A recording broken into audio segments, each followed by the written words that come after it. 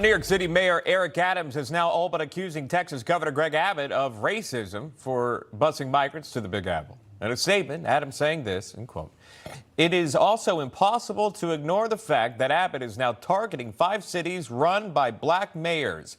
Put plainly, Abbott is using this crisis to hurt black-run cities," unquote.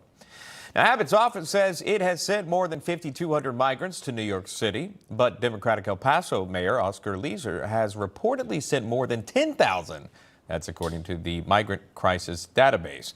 Now, Mayor Adams has yet to single out that specific mayor in El Paso, but again, only the governor.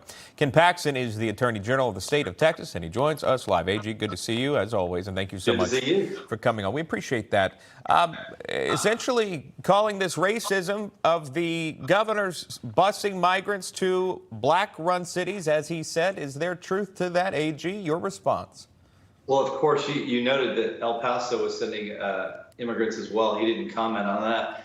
Look, this is a city that made themselves a sanctuary city back in the Trump administration when they weren't worried about illegal immigration because Trump was stopping it. Now that they're actually getting people, they're actually saying, we don't want them. It's racist to send those people to us. That's insane for him to say that. They claimed that they wanted people to come. Now that they're actually getting a small number relative to what we get every single day, suddenly that's a terrible thing. It shouldn't happen. But just remember, they're the ones that said they wanted these people. They claimed that they wanted, and the governor's delivering. Oh, in the definition of a sanctuary city, sure, and also early on, too, there was a call for federal assistance, that there needs to be more done on a federal level, that this administration needs to do more. Talking about the administration, I'll play this for you. White House Press Secretary Karine Jean-Pierre mentioned the border just recently, and here's that. When it comes to illegal migration, you've seen it come down by more than 90%, and that's because of the actions that this president has taken. But we know that more action needs to be taken. It has come down more than 90%. That is according to the White House official statement there. But Twitter even flagging the video, citing an MSN article which says the number of migrants crossing the U.S. southern border has hit a 20-year record high.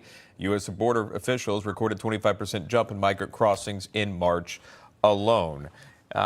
AG, as being a border state, I'm sure you see the numbers as well. How do you make sense of what was said from the White House podium? There's no way to make sense. Either she has no idea what she's talking about, she's never been down here, or they're just lying. I don't know how to say it any other way. We have more people coming across the border than we have ever had in the history of our state. And those numbers have gone up dramatically, 300 to 400% since Biden took office. So I don't know what world she's living in, but it's not my world. It's not our world. And she obviously hasn't been to Texas. Talking about Texas, a tragedy unfolding there involving an illegal migrant that we know of here. We're learning more about that suspect in the Texas shooting, leaving 5 dead. There's the Reuters headline there. That is Ora Pace, the suspect. We're learning he has been deported 4 times, that according to a source within ICE. Again, talk to us about that and really how immigration policies seemingly playing a role here in this tragedy. I predicted this would happen. It's going to continue to happen. You're going to have more stories, and the Biden administration will never take responsibility for the fact this is part of what their plan is. They realize that a certain number of crimes are going to occur, a large number of crimes across the country, and it's an acceptable consequence for them to have what they want, which is more illegal immigration. So they know this is going to happen. They don't take responsibility for it. They blame it on guns. And the reality is, I'm blaming it on them. They're the ones that allowed this person back in. They continue to allow more people that have criminal histories. We are fighting them literally over whether they can bring criminals into this country. They want criminals in the country. This sounds ludicrous, but this is literally in court, and we're trying to stop them. This is the administration we have. Not only do they want as many people coming across the border as possible, but they even want the criminals. $80,000 reward for any information leading to the arrest of Francisco Oropesa. Again, authorities say they have no leads just yet.